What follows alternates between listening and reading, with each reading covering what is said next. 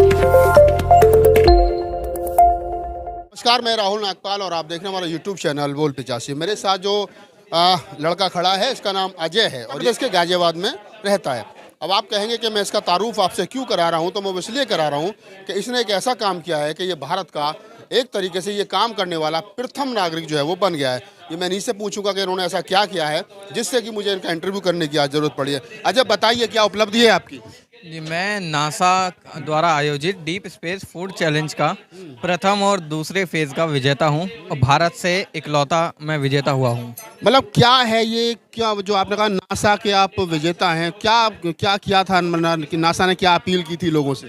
ये नासा का ये जो चैलेंज है डीप स्पेस फूड चैलेंज, इसका मकसद ये था कि अब नासा के अंतरिक्ष यात्री जो मंगल ग्रह पे जाने वाले हैं, उन अंतरिक्ष यात्रियों के लिए खाने की ऐसी सुविधा करनी थी जो उन्हें 3 साल तक स्वस्थ रखे और उनकी भूख मिटा सके। तो ऐसा खाना उनके पास तो कुछ था नहीं, तो उन्होंने पूरी दुनिया भर के लोगों से डिमांड रखी कि ऐसा कोई खाना बताओ, अगर तैयार मिलता है तो तैयार करना पड़ता है तो वो कैसे तैयार होगा। क्या क्वालिटी मांगी थी खाने की उन्होंने? खाने की क्वालिटी ये थी कि सबसे पहले तो वज़न में हल्का हो, 3 साल तक ख़राब नहीं होना चाहिए, सारे विटामिन, कैल्शियम, कैलोरी सारी चीज़ें उसमें हो, खाना टेस्टी भी हो और कम से कम उसको खाना पड़े, उसका सेवन करना पड़े और वो आसानी से मंगल ग्रह तक चला जाए। तो ये अपील तो उन्होंने वैज्ञानिकों से की होगी। आप क्या करते हो, कितने पढ़े लिखे हो? कि पूरी दुनिया भर के लोगों से दी, ऑनलाइन एक फॉर्म था उनका, उस माध्यम से, और उसमें ये सब था कि पूरी दुनिया भर के लोगों के लिए था और उसमें बहुत सारे लोगों ने अपनी राय दिया। मैं तो सिर्फ 12th क्लास पढ़ा हुआ हूँ, अभी 12th क्लास पास की है और अभी मैं आगे MBBS के लिए तैयारी कर रहा हूँ। आपको कैसे ये पता चला कि आप इस प्रकार का खाना जो है वो बना सकते हैं, या कैसे? इसका पता मुझे ऐसे चला कि जब दादाजी थे हमारे, अभी तो है नहीं, तो जब हम उनके साथ कभी गर्मियों में बैठा करते थे छत पे और या कहीं भी, तो वो हमसे कुछ सवाल पूछा करते थे, कुछ ऐसे सवाल जो दिमाग घुमा देने वाले। तो ऐसे ही एक बार उन्होंने मुझसे एक सवाल पूछा था, इसी से कुछ मिलता जुलता सवाल था वो। उन्होंने पूछा था कि पुराने टाइम में जो ऋषि मुनि होते थे वो कई कई सालों तक तपस्या करते थे, जंगलों में बैठे रहते थे, तो वो जिंदा कैसे रहते थे, वो स्वस्थ कैसे रहते थे। जवाब पता नहीं था मुझे, तो मैंने हार मान ली। मैंने पूछा कि आप बताओ क्या है, तो उन्होंने जवाब बताया, उसी से कुछ मिलता जुलता था। इससे वो बहुत अच्छा मैच हुआ और इस दादाजी के उस आइडिया से आज मैं नासा के इस चैलेंज का विजेता बना हूँ। आपने कैसे अप्लाई किया था, क्या प्रोसीजर था जो आपने फॉलो किया?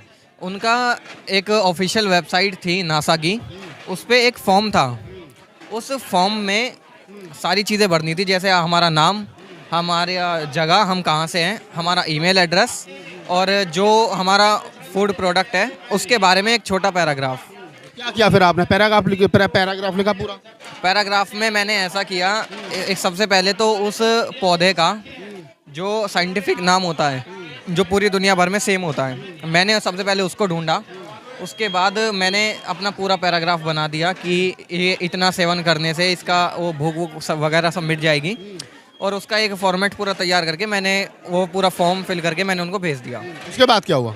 उन्होंने मुझे विनर घोषित कर दिया फेज़ 1 का, और पूरी दुनिया से तो 28 लोग सेलेक्ट हुए थे। भारत से कितने हुए? भारत से मैं इकलौता इसमें विनर हूँ। बड़ी बात है कि भारत से अकेले थे, और भारत से आप अकेले, पूरी दुनिया से 28। तो फेज़ 1 के उसके बाद क्या हुआ?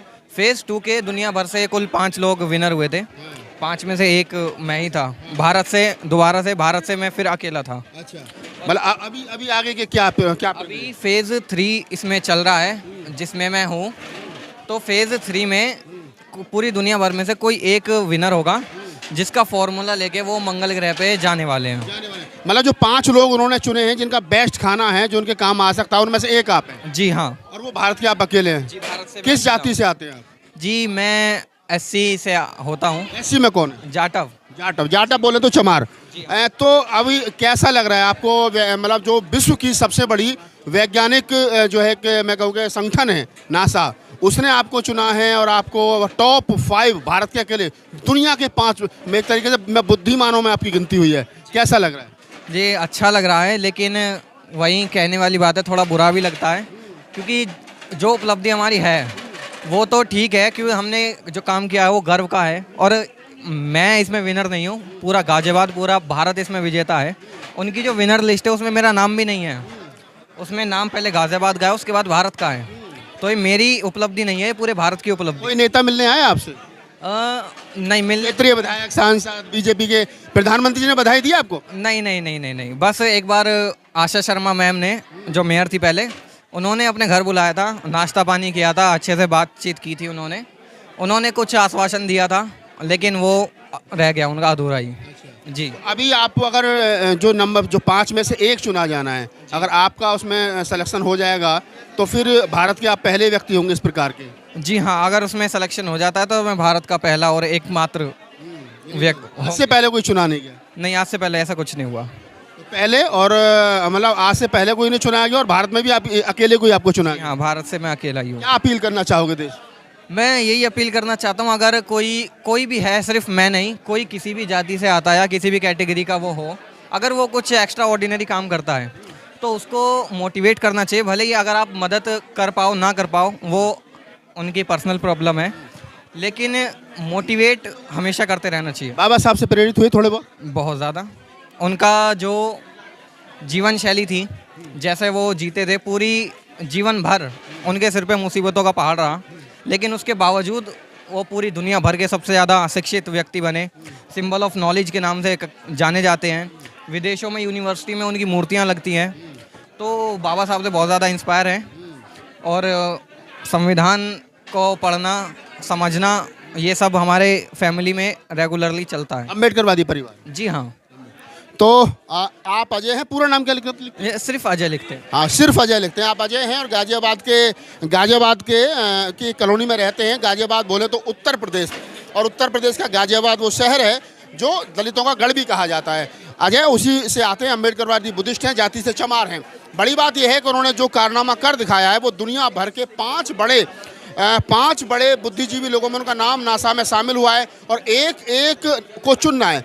अक्टूबर में ये प्रतियोगिता का तीसरा चरण जो है, वो तीसरा फेज जो है, वो कहीं ना कहीं क्लियर किया जाएगा। बड़ी बात यही निकल करके आती है कि अगर यही बच्चा किसी सवर्ण समाज का होता, ब्राह्मण, क्षत्रिय, वैश्य होता, तो प्रधानमंत्री जी भी ट्वीट कर देते। पहले तो मैं इस बात का बहुत बड़ा धन्यवाद अदा करूंगा कि जिस क्षेत्र में वो रहते हैं, सबसे ज़्यादा गाजियाबाद की बैकवर्ड कॉलोनी है, उसमें 25 गज के प्लॉट नगर निगम ने दिए थे, जिसमें नंदग्राम में वो लोग रहते हैं।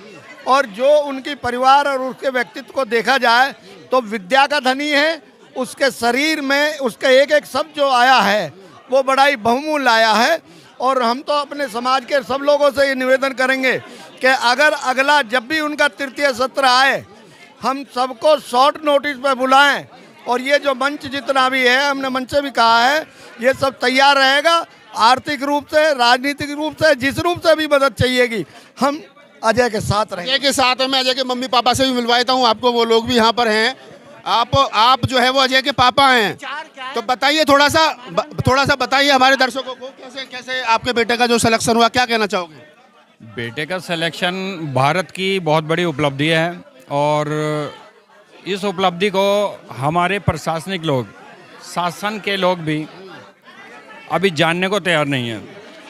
वो ये सोचते हैं कि एक बच्चे ने किया था, उसने अपने लिए किया है, जो कि बेटा बार बार एक चीज़ बोलता है कि मैंने जो किया, मैंने देश के लिए किया, ये मेरा इसमें कोई भूमिका नहीं है, मैं तो एक माध्यम हूँ। बीच बीच में ज़रूरत रही है, बच्चा परेशान रहा है, आर्थिक सहायता से भी परेशान रहा है, अधिकारियों के पास जाने का काम भी इस बच्चे ने किया है, मैंने भी किया है। किसी तरह की सपोर्ट ना मिलने के कारण कुछ ऐसे निराशा से भी झलक ना दिखता है ऐसे बच्चे के अंदर।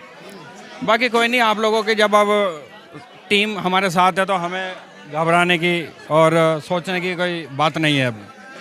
और आभार व्यक्त करेंगे आपका चैनल और भारतीय लोकतांत्रिक समाज संघ का, कि वो भी हमारे महासंघ, वो भी हमारे साथ है। आपके साथ हैं। तो ये अजय के पापा थे, अजय की सिस्टर और अजय की मम्मी हैं। कहना चाहोगे भाई की इस उपलब्धि पर? सर, उपलब्धि भाई की नहीं, सबकी है। बाकी हम तो खुश हैं ही। आई थिंक मेरा ये कहना है कि सबको हर तरह से जितना हो सके अपना तन मन धन हर तरह से, सिर्फ भाई को ही नहीं, कोई भी बच्चा, उसको हर तरह से सहयोग करना चाहिए। बाकी मैं तो बहुत खुश हूँ। बहुत खुश है। अजय की मम्मी भी हमारे साथ हैं। बताइए, बेटे ने इतना बड़ा काम करा, कैसा लग रहा है? बहुत अच्छा लग रहा है। और मैं चाहती हूँ कि फाइनल में इसका नाम आए तो और बेहतर होगा। फाइनल में इसका नाम आए तो और बेहतर होगा। तमाम लोगों से बातचीत करने का मकसद सिर्फ इतना सा था कि अगर यही बच्चा किसी ब्राह्मण का, किसी क्षत्रिय का, किसी वैश्य का होता तो शायद उसके घर पर बधाइयों का तांता लग जाता। लेकिन दुख की बात यह है कि अभी तक देश के तमाम दलित और बहुजन समाज यानी अम्बेडकरवादियों को भी ये पता नहीं है कि उनके समाज के 17 साल के बच्चे ने वो कारनामा कर दिखाया है जो भारत में आज तक किसी ने नहीं किया, और वो दुनिया के टॉप 5 लोगों में शामिल हुआ है, उस डिमांड में शामिल हुआ है जो डिमांड नासा ने पूरी दुनिया भर के लोगों से की थी। तो हमारी अजय के उज्जवल भविष्य के लिए कामना है और समाज को ये वीडियो ज़्यादा से ज़्यादा आगे फैलाना चाहिए। मेरी शुभकामनाएं है कि अजय टॉप 1 में यानी 1 नंबर पर वो चुना जाए जिस एक व्यक्ति का खाना जो है मंगल के स्पेस में साइंटिस्टों के साथ भेजा जाएगा। आपकी इस पूरी बातचीत के बारे में क्या प्रतिक्रिया है, आप हमें कॉमेंट्स बॉक्स में ज़रूर अपनी राय बताएं। और आपका कोई सवाल है अजय से पूछने के लिए तो आप हमें rahulnagpal official@gmail.com पर मेल भी कर सकते हो। धन्यवाद।